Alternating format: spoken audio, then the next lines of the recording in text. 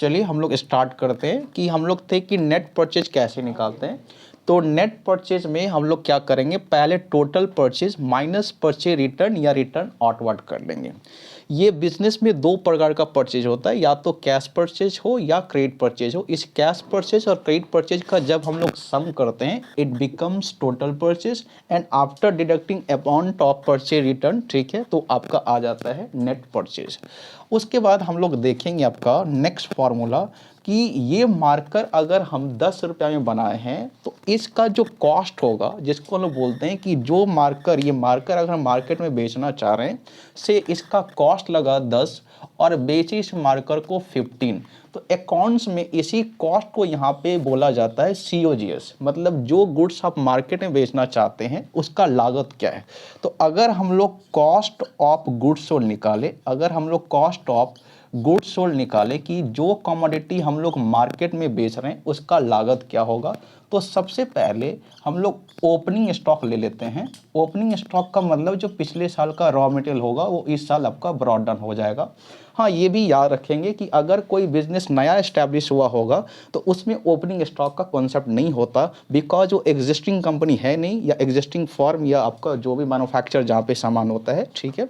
तो वो cost of goods sold का फॉर्मूला हो जाएगा opening stock plus net purchase. और नेट परचेज कैसे निकालते हो हम भी आपको बता दिए थे। Opening stock plus net purchase plus हम लोग कर लेंगे डायरेक्ट एक्सपेंस। डायरेक्ट एक्सपेंस का मतलब फैक्ट्री गेट तक जितना भी खर्च है सारा का सारा डायरेक्ट एक्सपेंस में आ जाएगा अप टू फैक्ट्री गेट। मतलब एक सामान को मैन्युफैक्चर होने तक जितना भी खर्च लगता है सारा का सारा डायरेक्ट एक्सपेंस आ जाता है। माइनस कर लेंगे हम लोग आपका क्लोजिंग स्टॉक।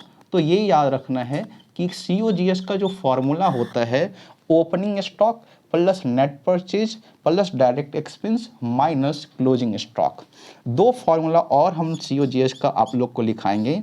तो ये आपका MCQ में भी आता है कि कॉस्ट ऑफ गुड्स सोल्ड का फॉर्मूला क्या होता है। कॉस्ट ऑफ गुड्स सोल्ड का एक फॉर्मूला हो सकता है नेट सेल, और नेट सेल कैसे आता है, जब total sales minus sales return या रिटर्न इनवर्ट करते हैं, माइनस इसमें से हम लोग घटा देंगे आपका ग्रॉस प्रॉफिट, ठीक है, माइनस इसमें से हम लोग कर देंगे ग्रॉस प्रॉफिट।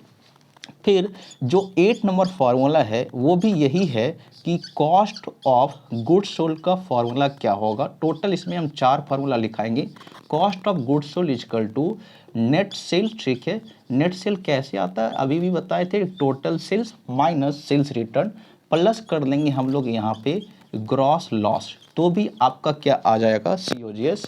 नेक्स्ट एक और फार्मूला बता देते हैं कि कॉस्ट ऑफ गुड्स सोल्ड का फॉर्मूला हो जाता है, कॉस्ट ऑफ गुड्स सोल्ड का formula goods available for sale क्या हो जाता है, goods available for sale, goods available for sale minus कर लेंगे हम लोग इसमें से क्लोजिंग स्टॉक, माइनस क्या कर लेंगे हम लोग क्लोजिंग स्टॉक, ठीक है।